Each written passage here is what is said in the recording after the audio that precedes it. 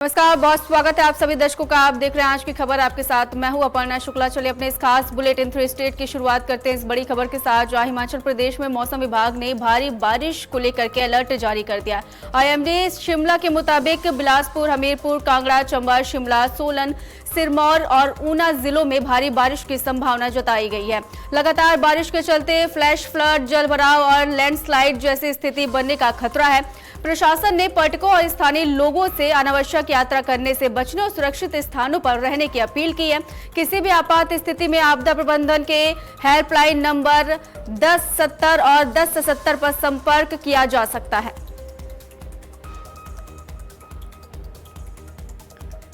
और वहीं यमुनानगर में सोम नदी का जल स्तर लगातार बढ़ने से निचले इलाकों में चिंता बढ़ गई है। नदी का पानी खतरे के निशान के करीब पहुंच गया है। तेज बहाव के चलते नदी किनारे लगे बड़े पेड़ भी बह गए हैं। जानकारी के मुताबिक सोम नदी 10,000 क्यूसेक पानी पर खतरे के निशान से ऊपर बहती है, जबकि फिलहाल यहां करीब 9,000 क्यूसेक पानी रिकॉर्ड दर्ज किया गया है। प्रशासन की ओर से हालात पर फिलहाल नजर रखी जा रही है।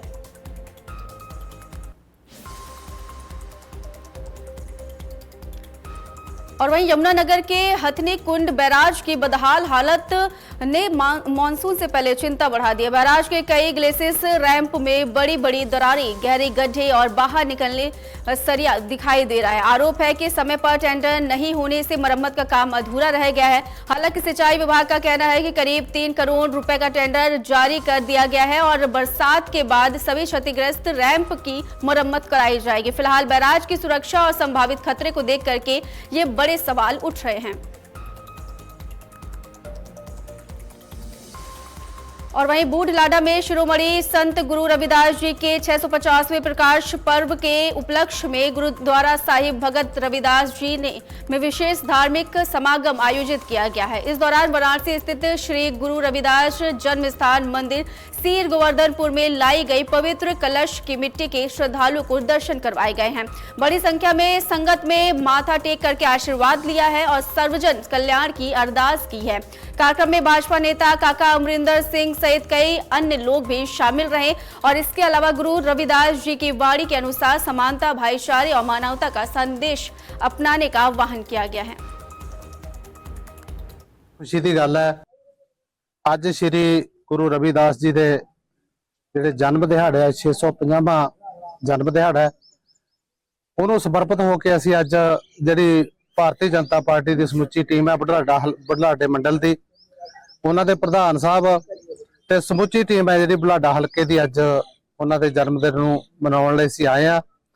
ते जिहड़े कलश है जिहड़ी मतलब काशी तो जिहड़ी उन्हां दी जन्म भूमि की मिट्टी है बाबा जी गुरु साहब की, वो गुरु साहब की मिट्टी लैके जिहड़ी पंजाब के प्रधान ने उन्होंने सारे जिलों के प्रधान साहिबानां नूं संभाली है। ते उस तो बाद कल्ले कल्ले प्रधान है जिहड़े पूरी टीम नूं अपनी नूं लैके हर हल्के दे विच जिथे भी गुरुद्वारा साहब बने हैं या मंदिर साहब बने हैं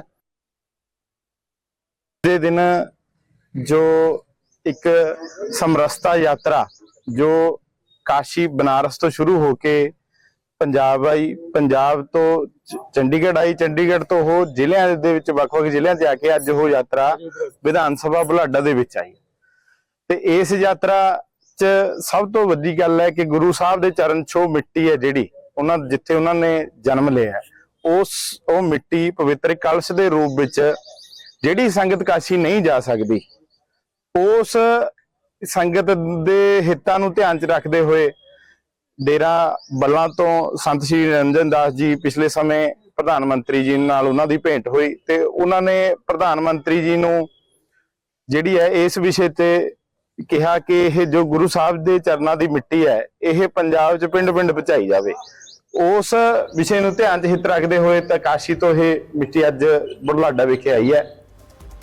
और वहीं पटियाला के पीआरटीसी कर्मचारी के लिए एक बड़ी खबर सामने आई है, जहां आजाद पीआरटीसी वर्कर यूनियन की लंबे समय से चली आ रही मांग को मानते हुए कॉन्ट्रैक्ट कर्मचारियों की सैलरी में 20% बढ़ोतरी की गई है। इस फैसले से करीब 1200 कर्मचारियों को फायदा मिलेगा और वेतन में लगभग 3500 रुपए तक की बढ़ोतरी होगी। पीआरटीसी चेयरमैन हरपाल जुनेजा ने कहा है कि कर्मचारियों की भलाई और समय पर वेतन उनकी प्राथमिकता है। वहीं यूनियन ने इस फैसले पर खुशी जताते हुए चेयरमैन का धन्यवाद किया है।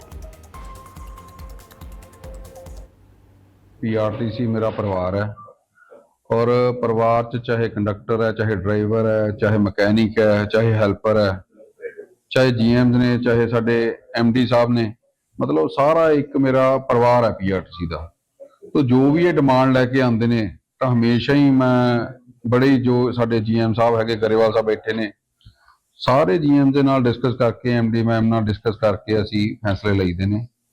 साडी लास्ट जिहड़ी मीटिंग हुई बोर्ड ऑफ डायरैक्टर्स की, ਉਹਦੇ ਚ 2021 ਤੋਂ ਬਾਅਦ ਵਾਲਿਆਂ ਦਾ ਅਸੀਂ ਡਿਸੀਜन ਲਿੱਤਾ ਸੀਗਾ ਵੀ ਇਹਨਾਂ ਦਾ 20% ਇਨਕਰੀਜ਼ ਕਰੀਏ। ਸੋ ਉਹਨਾਂ ਦਾ ਤਕਰੀਬਨ ਤਨਖਾਹ ਚ 3500 ਦੇ ਨੇੜੇ ਤੇੜੇ ਵਾਧਾ ਹੋ ਗਿਆ। ਸੋ ਜੋ ਵੀ ਮਤਲਬ ਅੱਜ ਹੜਤਾਲ ਤੇ ਗਏ ਨੇ ਉਹਨਾਂ ਚੋਂ ਵੀ ਤਕਰੀਬਨ ਗਰੇਵਾਲ ਸਾਹਿਬ 700 ਬੱਸ ਚੱਲ ਰਹੀ ਹੈ ਆਪਣੀ, ਤਕਰੀਬਨ 700 ਪਲੱਸ ਬੱਸਿਸ ਸਾਡੀਆਂ ਹੁਣ ਤੱਕ ਚੱਲ ਪਈਆਂ ਤੇ 60 to 70% ਬੱਸਿਸ ਸਾਡੀਆਂ ਸ਼ਾਮ ਤੱਕ ਚੱਲ ਪੈਣੀਆਂ। चलिए खबरों में आगे बढ़ते हैं। फरीदाबाद में हरियाणा बिजली निगमों के जूनियर इंजीनियरों ने निजीकरण और कंपनी अपनी लंबित मांगों को लेकर के सरकार के खिलाफ प्रदर्शन किया है। सेक्टर 23 स्थित सर्किट कार्यालय पर जेई साथियों ने जोरदार नारेबाजी करते हुए मुख्यमंत्री के नाम ज्ञापन सौंपा है। कर्मचारियों ने बिजली निगमों के निजीकरण, पैरेलल लाइसेंस और एग्री डिस्कॉम के गठन का विरोध किया है। साथ ही चेतावनी दी है कि अगर उनकी मांगों पर जल्द फैसला नहीं होता है तो 11, 12 और 13 अगस्त को प्रस्तावित राज्यव्यापी हड़ताल को पूरी ताकत के साथ सफल बनाया जाएगा। फरीदाबाद डिप्लोमा इंजीनियर एसोसिएशन का प्रधान सर प्रदर्शन कर रहे हैं, क्या प्रमुख मांगे हैं? जो हमने अभी हमारी प्रमुख मांगे हैं, हमारे सेंट्रल काउंसिल के हमारे प्रधान जी हैं अभिमन्यु धनखड़ जी, उन्होंने सभी मांगे जो आपके प्रचार से बताई हैं हम उन्हीं के द्वारा आगे बढ़ रहे हैं और सभी को ज्ञापन दिया जाएगा। तो विभाग के कितने लोग हैं जो इस प्रदर्शन में शामिल हैं? विभाग के सभी लोग शामिल हैं, सभी यूटिलिटी जितने भी हमारे यूनियन है सारी यूनियन इसमें शामिल है। हमारा डिप्लोमा इंजीनियर एसोसिएशन है वो भी हमारे इस सहयोग में साथ फरीदाबाद जिले के सारे मांगों को नहीं माना तो आगे क्या रहेगा? फरीदाबाद जिले के सारे जो इकट्ठे हैं और सारे बढ़ चढ़ के भाग लेके इस संगठन में साथ दें। अगर आपकी मांगों को नहीं माना तो क्या रणनीति रहेगी? हमारे नहीं मांगेंगे तो हमारे जो सेंट्रल काउंसिल आगे जो हमें आदेश करेगी हम उसके अनुसार आगे का प्रोग्राम तैयार करेंगे। इलेक्ट्रिसिटी डिपार्टमेंट में गुड़गांवा और नूह के लिए प्राइवेटाइजेशन और एग्री डिस्कॉम बना रहे हैं अलग से, उसके लिए सारे जेई इस प्राइवेटाइजेशन के अगेंस्ट हैं, उसके लिए ज्ञापन दिया है। फर्दर हम मैनेजमेंट को ये आगे मूव कर रहे हैं।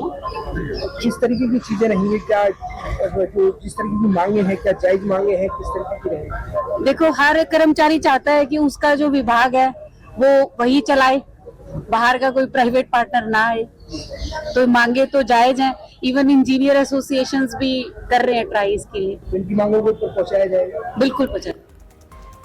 और वहीं पंजाब में पीआरटीसी और पनबस के कॉन्ट्रैक्ट कर्मचारियों ने अपनी मांगों को लेकर के 3 दिनों की हड़ताल शुरू कर दी है। इसका असर भटिंडा, मानसा, संगरूर समेत कई जिलों में देखने को मिल रहा है। बूढ़लाडा बस स्टैंड पर कर्मचारियों ने धरना दे करके पंजाब सरकार के खिलाफ जोरदार प्रदर्शन किया है। कर्मचारियों का कहना है कि कच्चे कर्मचारियों को पक्का करने की मांग लंबे समय से लंबित है, लेकिन सरकार अब तक कोई भी इस पे पहल नहीं कर रही है, सिर्फ आश्वासन दे रही है। हड़ताल के चलते कई रूटों पर बस सेवाएं प्रभावित हुई है, जिससे यात्रियों को काफी परेशानियों का सामना करना पड़ रहा है।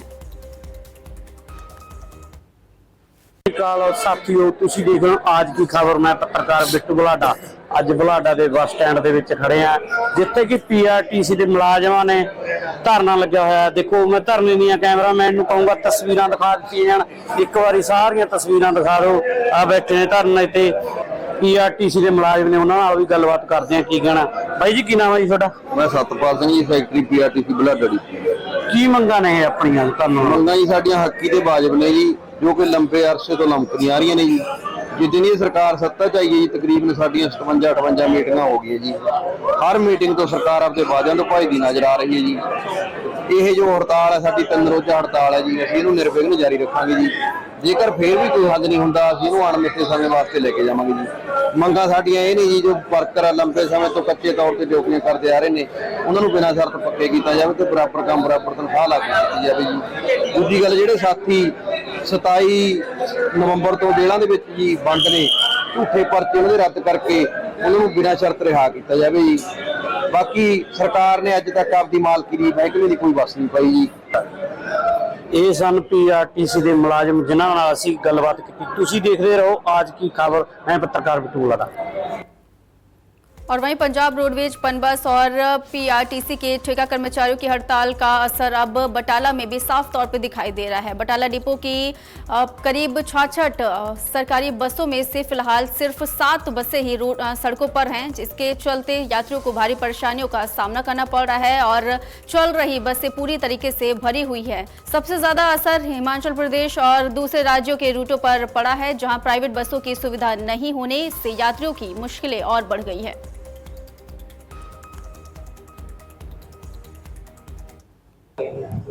रोड ਤੇ ਵੇਖੋ ਸਰ ਪ੍ਰਭਾਵਿਤ ਤਾਂ ਕਾਫੀ ਆ। ਸਾਡੇ ਕੋਲ 6 ਤੋਂ 7 ਡਰਾਈਵਰ ਆਉਣ ਲਈ ਪੱਕੇ ਆ ਜੀ, ਤੇ ਅਸੀਂ 7 ਹੀ ਗੱਡੀਆਂ ਚੱਲ ਸਕਦੀਆਂ। ਬਾਕੀ ਇਹਨਾਂ ਦੀਆਂ 2 ਗਰੁੱਪ ਆ ਜੀ, ਇੱਕ ਆਜ਼ਾਦ ਯੂਨੀਅਨ, ਇੱਕ ਦੂਜੀ ਯੂਨੀਅਨ। 2 ਗਰੁੱਪ ਆ, ਇਹਨਾਂ ਦੇ ਦੋਨਾਂ ਨੇ ਹੀ ਹੜਤਾਲ ਕੀਤੀ ਹੈ ਜੀ। ਇਸ ਕਰਕੇ ਰੂਟ ਦਾ ਪ੍ਰਭਾਵ ਹੈ ਕਾਫੀ। ਗੱਡੀਆਂ ਸਾਡੇ ਕੋਲ 7 ਚੱਲ ਰਹੀਆਂ ਜੀ, 7 ਜਾਨੀ ਕਿ ਡਰਾਈਵਰ ਸਾਡੇ ਚੱਲ ਰਹੇ ਜੀ। ਜਿਹੜੀਆਂ ਬੰਦ ਹੋਈਆਂ ਕਿੰਨੀਆਂ ਬੱਸਾਂ? ਬੰਦ ਬੱਸਾਂ ਵਾਲੋ ਸਰ ਬਾਕੀ 58 ਬੰਦ ਹੈ ਜੀ। ਪਰੇਸ਼ਾਨੀ ਦਾ ਸਾਹਮਣਾ ਤੇ ਸਰ ਵੈਸੇ ਕਰਨਾ ਪੈਂਦਾ, ਪਰ ਅੰਦਾਜ਼ਨ ਕੱਲ ਦਾ ਅਸੀਂ ਦੇਖ ਰਹੇ ਹਾਂ ਵੀ ਪਹਿਲੇ ਸਵਾਰੀ ਜਦੋਂ ਚੱਲਦੀ ਸੀ ਤਾਂ ਸਵਾਰੀ ਵੀ ਜ਼ਿਆਦਾ ਹੁੰਦੀ ਸੀ, ਤੇ ਹੁਣ ਬੰਦ ਹੋਣ ਦੀ ਜਿਹੜੇ ਸਵਾਰੀ ਵੀ ਘੱਟ ਆ। ਇਹ ਇੱਥੋਂ ਇਵੇਂ ਇਸ ਕਰਕੇ सवारी बड़ी घट गई है जी। चलिए खबरों में आगे बढ़ते हैं। पंजाब के फिरोजपुर में पूर्व मुख्यमंत्री चरणजीत सिंह चन्नी को लेकर के लगाए गए पोस्टरों ने सियासी हलचल तेज कर दी है। शहर के अलग अलग स्थानों पर लगे इन पोस्टरों में चन्नी की तस्वीर के साथ उनके शर्ट पर आरएसएस लिखा हुआ दिखाया गया है। वहीं बड़े अक्षरों में लिखा है, राहुल गांधी जी सुनो कांग्रेसियों की पुकार, चन्नी को कांग्रेस से बाहर करो। फिलहाल ये स्पष्ट नहीं है कि ये पोस्टर किसने लगाए हैं। मामले को लेकर के राजनीतिक चर्चाएं और तेज हो गई है। इसके अलावा पोस्टर लगाने वालों की पहचान को लेकर के जांच की जा रही है।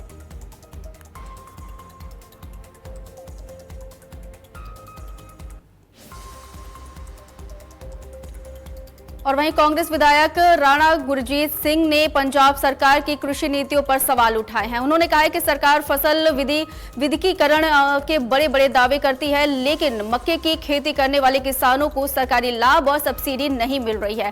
राणा सुरजीत सिंह का आरोप है कि इससे किसानों का फसल विविधीकरण के प्रति उत्साह कम हो रहा है। उन्होंने सरकार से मांग की है कि मक्का उत्पादक किसानों को भी सभी घोषित योजनाओं और सब्सिडी का लाभ तुरंत दिया जाए।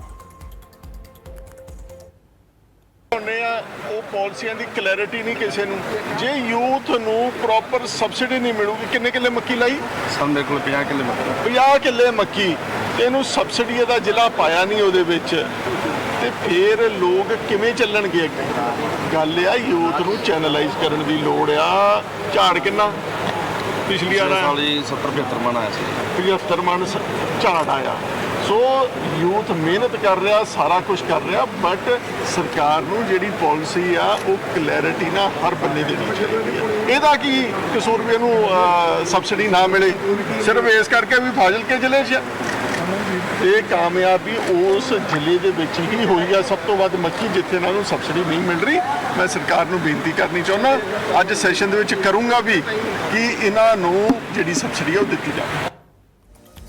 और वहीं संगरूर के गांव बालियान और रुपाहेड़ी की कोऑपरेटिव सोसाइटी के चुनाव को लेकर के विवाद खड़ा हो गया है। इस पक्ष ने आरोप लगाया है कि बिना चुनाव प्रक्रिया पूरी किए ही मेंबर चुन लिए गए हैं, जिसके बाद उन्होंने विरोध जताते हुए चुनाव पर सवाल उठाए हैं। वहीं नई चुनी गई कमेटी इन सभी आरोपों को खारिज करते हुए कह रही है कि चुनाव नियमों के अनुसार और पारदर्शी तरीके से हुए हैं। दोनों पक्षों की ओर से एक दूसरे पर आरोप प्रत्यारोप लगाए जा रहे हैं। फिलहाल मामले की असली तस्वीर जांच के बाद ही साफ होगी। ये सवेरे 9 ਤੋਂ 11 टाइम सी इलैक्शन कागज भरन दा, ਜਿਹੜੇ ਕਿ ਕਾਗਜ਼ ਭਰੇ ਚੁੱਕੇ ਆ। ਉਸ ਤੋਂ ਬਾਅਦ ਜਿਹੜਾ 11 ਤੋਂ 1 ਦਾ ਸਮਾਂ ਸੀ ਉਹ ਪੜਤਾਲ ਦਾ ਸੀ। 1 ਤੋਂ 1:30 ਵਜੇ ਤੱਕ ਉਹਨਾਂ ਨੇ ਸਾਰੀ ਲਿਸਟ ਲਾਉਣੀ ਸੀ, ਤੇ 3:30 ਵਜੇ ਸਾਰੀ ਲਿਸਟ ਲਾ ਕੇ ਉਹਨਾਂ ਨੇ ਕੈਂਡੀਡੇਟ ਅਨਾਉਂਸ ਕਰਨੇ ਸੀ। ਇਹ ਫਲਾਣੇ ਬੰਦੇ ਭਾਈ ਕਲੀਅਰ ਹੋ ਗਏ, ਇਹ ਕੱਲ ਨੂੰ ਚੋਣ ਲੜਨਗੇ। 5 ਵਜੇ ਚੋਣ ਨਿਸ਼ਾਨ ਦੇਣੇ ਸੀ। ਉਹ ਹਜੇ ਤੱਕ ਕੋਈ ਵੀ ਇੱਕ ਵੀ ਲਿਸਟ ਨਹੀਂ ਲਾਈ ਗਈ, ਕੋਈ ਕਾਰਵਾਈ ਨਹੀਂ ਕੀਤੀ ਗਈ ਹਜੇ ਤੱਕ। ਅਸੀਂ ਸਵੇਰ ਦੇ ਇੱਥੇ ਬੰਨੇ ਬੈਠੇ ਆ। 3 ਪਿੰਡਾਂ ਦੇ ਬਾਲੀਆਂ, ਲੱਡੀ ਤੇ ਰੂਪਾਹੇੜੀ, 3 ਪਿੰਡਾਂ ਦੀ ਇਹ ਚੋਣ ਹੈ। ਮੇਰਾ ਕੇਵਲ ਸਿੰਘ ਬਾਲੀਆਂ। ਅਸੀਂ ਪਹਿਲੀ ਵਾਰ ਸਰਕਾਰ ਦਾ ਧੰਨਵਾਦ ਕਰਦੇ ਹਾਂ, ਪਾਰਟੀ ਵਾਈ ਤੋਂ ਉੱਪਰ ਉੱਠ ਕੇ ਦੇਖੋ ਝਾੜੂ ਸਰਕਾਰ ਦਾ ਧੰਨਵਾਦ ਕਰਦੇ ਹਾਂ। ਠੀਕ ਆ, ਇਹਨਾਂ ਦੀ ਸਮੁੱਚੀ ਲੀਡਰਸ਼ਿਪ ਦਾ, ਜਿਨ੍ਹਾਂ ਨੇ ਐਨ ਕਲੀਅਰ ਇਲੈਕਸ਼ਨ ਕਰਵਾ ਰਹੇ ਨੇ। ਸਾਡੇ ਕਦੇ 40 ਸਾਲ, ਖੁਦ ਮੈਂ ਵੀ ਪਹਿਲਾਂ 2014 ਚ ਕਾਗਜ਼ ਭਰੇ ਸੀਗੇ ਮੇਰੇ ਫਾਦਰ ਦੇ, ਜਦੋਂ ਵੀ 8 ਵਜੇ ਕਾਗਜ਼ ਫੜ ਕੇ 8:30 ਵਜੇ ਸਾਨੂੰ ਲੱਗਦੇ ਤੁਹਾਡੇ ਕਾਗਜ਼ ਕੈਂਸਲ ਨੇ। ਇੱਥੇ 40 ਸਾਲ ਦੇ ਵਿੱਚ ਕਦੇ ਵੀ ਇਲੈਕਸ਼ਨ ਨਹੀਂ ਹੋਈ ਤਿੰਨੇ ਪਿੰਡਾਂ ਦੀ। ਅਸੀਂ ਫਿਰ ਵੀ ਮੁੜ ਕੇ ਫਿਰ ਵੀ ਦੁਬਾਰੇ ਅਸੀਂ ਤਾਂ ਪਾਰਟੀ ਵਾਈ ਤੋਂ ਉੱਪਰ ਉੱਠ ਕੇ ਸਰਕਾਰ ਦਾ ਧੰਨਵਾਦ ਕਰਦੇ, ਜਿਹੜੀ ਇਲੈਕਸ਼ਨ ਆ ਗਿਆ ਕਲੀਅਰ ਕਰਵਾ ਰਹੇ ਨੇ। ਜਿਹੜੀ ਇਤਰਾਜ਼ ਵਾਲੀ ਗੱਲ ਆ ਇਹ ਬੇਬੁਨਿਆਦੀ ਗੱਲ ਹੈਗੀ। ਠੀਕ ਆ, ਇਹਦੇ ਵਿੱਚ ਕੋਈ ਸੱਚਾਈ ਨਹੀਂ ਹੈਗੀ। फिर भी यही धन्यवाद करते सरकार का जी, बहुत बहुत। चलिए अगली खबर का रुख करते हैं। पंजाब के मानसा में जिला परिषद के 2 कर्मचारियों पर आईएएस अधिकारी के फर्जी हस्ताक्षर कर 25 लाख रुपए के गबन का आरोप लगा है। आरोप है कि दोनों ने सरकारी खाते से रकम अपनी निजी खातों में ट्रांसफर कर ली है और जब 21 लाख रुपए निकालने के लिए बैंक में चेक लगाया गया तो अधिकारियों को संदेह हुआ और मामला सामने आया। घटना के बाद दोनों कर्मचारियों को तत्काल प्रभाव से निलंबित कर दिया गया है। प्रशासन ने विभागीय जांच के साथ कानूनी कार्रवाई भी शुरू कर दी है। शुरुआती जानकारी के मुताबिक गबन की राशि में से 10 लाख रुपए वापस जमा करा दिए गए हैं, जबकि बाकी रकम अभी वसूली की जाएगी। पूरी प्रक्रिया भी जारी है। बिल्कुल जी, साडे प्रशासन ने ते असी सारिਆਂ ने रल के साडे डीसी मैम और एडीसी मैम और मैं बतौर जिला परिषद चेयरमैन एक ਜਿਹੜਾ ਗਬਨ ਹੋਇਆ ਉਹਨੂੰ ਪਰਦਾਫਾਸ਼ ਕੀਤਾਗਾ। ਮੈਂ ਤੁਹਾਨੂੰ ਦੱਸਣਾ ਚਾਹਣਾ ਕਿ ਜ਼ਿਲ੍ਹਾ परिषद ਦੇ ਵਿੱਚ ਇੱਥੇ ਲੇਖਾਕਾਰ ਸੀਗਾ ਰਜੇਸ਼ ਕੁਮਾਰ ਤੇ ਇੱਕ ਕਲਰਕ ਸੀਗਾ ਰਾਮਪਾਲ। ਇਹਨਾਂ ਨੇ ਰਲ ਮਿਲ ਕੇ ਆਪਸ ਵਿੱਚ ਸਾਡੇ ਆਕਾਸ਼ ਬੰਸਲ ਜੀ ਇੱਥੇ ਆਈਐਸ ਜਿਹੜੇ ਪਹਿਲਾਂ ਏਡੀਸੀ ਡਿਵੈਲਪਮੈਂਟ ਸੀਗੇ ਉਹਨਾਂ ਦੇ ਜਾਲੀ ਸਾਈਨ ਕਰਕੇ ਉਹਨਾਂ ਟ੍ਰਾਂਸਫਰ ਹੋਈ ਨੂੰ 3 ਮਹੀਨੇ ਹੋ ਗਏ। ਤੁਸੀਂ ਹਿਸਾਬ ਲਾ ਲਓ 3 ਮਹੀਨੇ ਬਾਅਦ ਜਾਲੀ ਸਾਈਨ ਕਰਕੇ ਇਹਨਾਂ ਨੇ ਜਿਹੜਾ ਉਹ ਗਬਨ ਕੀਤਾਗਾ। ਉਹ ਕਿਵੇਂ ਗਬਨ ਕੀਤਾਗਾ ਉਹ ਮੈਂ ਤੁਹਾਨੂੰ ਦੱਸਣਾ ਚਾਹਣਾਗਾ। ਸਭ ਤੋਂ ਪਹਿਲਾਂ ਇਹਨਾਂ ਨੇ 21 लाख रुपया कढ़ाएगा। और वहीं नारनौल शहर के ईश्वर कॉलोनी में शादी के महज 4 महीने बाद 24 वर्षीय मेघा शर्मा की संदिग्ध परिस्थितियों में मौत से सनसनी फैल गई। सोमवार सुबह मेघा का शव उसके मायके में बने पानी के टैंक से बरामद हुआ है। परिजनों ने पति पर दहेज प्रताड़ना और मानसिक उत्पीड़न से गंभीर आरोप लगाए हैं। मृतका की बहन ने भी कई आरोप लगाते हुए पुलिस से कार्रवाई की मांग की है। पुलिस ने शव का पोस्टमार्टम के लिए भेजा है, जहां पे पोस्टमार्टम जारी है। फिलहाल जांच के बाद ही मौत के कारणों का खुलासा होगा। इनका नाम मेघा शर्मा है। उसकी शादी 20 अप्रैल को हुई थी 2026 में और मैं उसकी छोटी सिस्टर हूँ और उसके बाद से ही उसको लगातार परेशान करे जा रहे हैं उसके ससुराल वाले और सबसे ज्यादा उसमें उसके हस्बैंड का हाथ है। वो कल हमारे यहाँ पे आई थी, उसके बाद उसने मतलब मेरे को बताया कि उसके 15-20 लड़कियों के साथ अवैध संबंध है। आपत्तिजनक परिस्थितियों में उसकी फोटोज और वीडियोज उसको दिखाई गई ताकि ये भी उसमें शामिल हो जाए और उसके बाद ये सब ये करके मतलब और लड़कों के साथ इसको करवा के और उनको पैसे मिले और ना आज तक उसने उसको 10 रुपए भी दिए, बल्कि उसी से पैसे मांगता था। कह रहे आप ही ला के दोगे मेरे को चीजें वगैरह। और हमेशा मतलब उसको यही कि तेरे में ये कमी है, तेरे में ये कमी है। और एक 9th क्लास उसको बता रहा है कि एक 9th क्लास की रिकॉर्डिंग में भी है कि एक 9th क्लास की लड़की के साथ उसके संबंध रहे हुए हैं। 8-10 भाभी है उसमें शामिल, ठीक है। और एक उज्जैन में एक लड़की है अन्नू नाम की, उसके साथ इसके संबंध है कि मैं तो करना भी नहीं चाहता था शादी और उसने मतलब कि मेरे घर इंटरकास्ट थी, घर वालों ने अलाउ करा नहीं। 28 साल की है वो और तो इस वजह से मेरे को करनी पड़ी शादी। और मतलब उसका ये था कि ये तो परमानेंट है ही और उसके साथ साथ और भी मतलब इसको भी शामिल करके पैसे कमाऊं इससे। और वहीं कुरुक्षेत्र के लाडवा हलके के गांव बड़ौदी में आज सुबह एक बड़ा हादसा हो गया। एक मकान की छत अचानक गिरने से दंपति मलबे में दब गए। स्थानीय लोगों ने कड़ी मशक्कत के बाद दोनों को बाहर निकाला और अस्पताल पहुंचाया, लेकिन डॉक्टरों ने उन्हें मृत घोषित कर दिया। मृतकों की पहचान करनैल सिंह और उनकी पत्नी जसविंदर कौर के रूप में हुई है। पुलिस ने मौके पर पहुंच करके जांच शुरू कर दी है। शुरुआती जांच में छत कमजोर होने की आशंका जताई जा रही है। हालांकि हादसे की असली वजह जांच पूरी होने के बाद ही सामने आएगी। और वहीं पटियाला से इस वक्त की बड़ी खबर सामने आई है, जहां कोर्ट कॉम्प्लेक्स को बम से उड़ाने की धमकी मिलने से के बाद सभी न्यायिक परिसरों में हाई अलर्ट जारी कर दिया गया है। जानकारी के मुताबिक जिला एवं सत्र न्यायाधीश कार्यालय को ईमेल के जरिए कोर्ट में विस्फोटक सामग्री रखे जाने की धमकी मिली है। इसके बाद पुलिस, बम निरोधक दस्ते और सुरक्षा एजेंसियों ने कोर्ट कॉम्प्लेक्स में सघन तलाशी अभियान चलाया। सुरक्षा के मद्देनजर लोगों की आवाजाही पर भी रोक लगाई गई। फिलहाल पुलिस मामले की जांच कर रही है और सुरक्षा व्यवस्था कड़ी कर दी गई है। मानयोग डीजीपी पंजाब और SSP Patiala Shri Varun Sharma IPS SSP ji ਦੇ ਦਿਸ਼ਾ ਨਿਰਦੇਸ਼ਾਂ ਹੇਠ ਅੱਜ ਪਟਿਆਲਾ ਪੁਲਿਸ ਵੱਲੋਂ ਜੋ ਮੇਨ ਵਾਈਟਲ ਪੁਆਇੰਟਸ ਨੇ ਪਟਿਆਲਾ ਦੇ ਉਹਨਾਂ ਦੀ ਸਪੈਸ਼ਲ ਚੈਕਿੰਗ ਕੀਤੀ ਗਈ ਹੈ, ਜਿਹਦੇ ਵਿੱਚ ਕੋਰਟ ਕੰਪਲੈਕਸ, ਜਿਹਦੇ ਵਿੱਚ ਮੇਰੇ ਨਾਲ SHO Lahori Gate, CIA teams, anti sabotage team ਸੀਗੀਆਂ, ਉਹਦੇ ਨਾਲ ਅਸੀਂ ਅੱਜ ਜੋ ਸਾਰਾ ਕੋਰਟ ਕੰਪਲੈਕਸ ਦੀ ਚੈਕਿੰਗ ਕੀਤੀ। ਜਿੰਨੇ ਵੀ ਸ਼ੱਕੀ ਵਹੀਕਲ ਉੱਥੇ ਖੜੇ ਸੀ ਉਹਨਾਂ ਦੀ ਚੈਕਿੰਗ ਕੀਤੀ। ਆਉਣ ਜਾਣ ਵਾਲੇ ਜਿਹੜੇ ਬੰਦੇ ਸੀ ਉਹਨਾਂ ਦੀ ਸਾਰੀ ਚੈਕਿੰਗ ਕੀਤੀ ਹੈ। ਔਰ ਮੈਂ ਤੁਹਾਡੇ ਧਿਆਨ 'ਚ ਲਿਆ ਦਿਆਂ ਕਿ 15 ਅਗਸਤ ਦੇ ਮੱਦੇਨਜ਼ਰ ਸਾਡੇ ਡੀਜੀਪੀ ਸਾਹਿਬ ਔਰ ਐਸਐਸਪੀ ਸਾਹਿਬ ਵੱਲੋਂ ਸਪੈਸ਼ਲ ਆਪਰੇਸ਼ਨ ਜਿਹੜੇ ਹੈਗੇ ਚਲਾਏ ਜਾ ਰਹੇ ਨੇ, ਜਿਸ ਦੇ ਤਹਿਤ ਅਸੀਂ ਭੀੜ ਭਰੇ ਇਲਾਕਿਆਂ ਦੇ ਚੈਕਿੰਗ, ਜਿਹੜੇ ਕੋਈ ਮਾੜੇ ਅਨਸਰ ਨੇ ਉਹਨਾਂ ਦੀ ਚੈਕਿੰਗ, ਜਿਹੜੇ ਸਾਡੇ ਕੋਈ ਪੁਰਾਣੇ ਬੈਡ ਕੈਰੈਕਟਰ ਐਲੀਮੈਂਟਸ ਉਹਨਾਂ ਦੀ ਚੈਕਿੰਗ लगातार ਸਾਡੇ ਵੱਲੋਂ ਆਪਰੇਸ਼ਨ ਜਾਰੀ ਨੇ और लगातार सुरक्षा की जा रही है। और वहीं नूह के फिरोजपुर झिरका इलाके में पुलिस और गौ तस्कर के बीच मुठभेड़ का मामला सामने आया है, जहां गांव के बीवा के पास हुई कार्रवाई में पुलिस की जवाबी फायरिंग में एक आरोपी घायल हो गया है। घायल आरोपी की पहचान राजस्थान निवासी जाबिर के रूप में हुई है, जिसके पैर में गोली लगी है। उसे इलाज के लिए नल्हड़ मेडिकल कॉलेज में भर्ती कराया गया है। पुलिस ने मौके पर से 3 गौधन, 1 देशी कट्टा और 2 कारतूस बरामद किए हैं।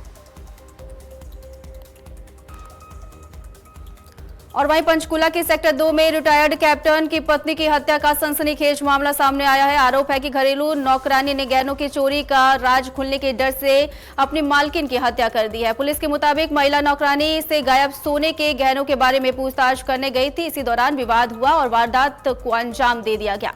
आरोप है कि हत्या के बाद शव को पड़ोसी की छत पर छिपाने की कोशिश भी की गई। पुलिस ने आरोपी नौकरानी को हिरासत में लेकर के जांच शुरू कर दी है।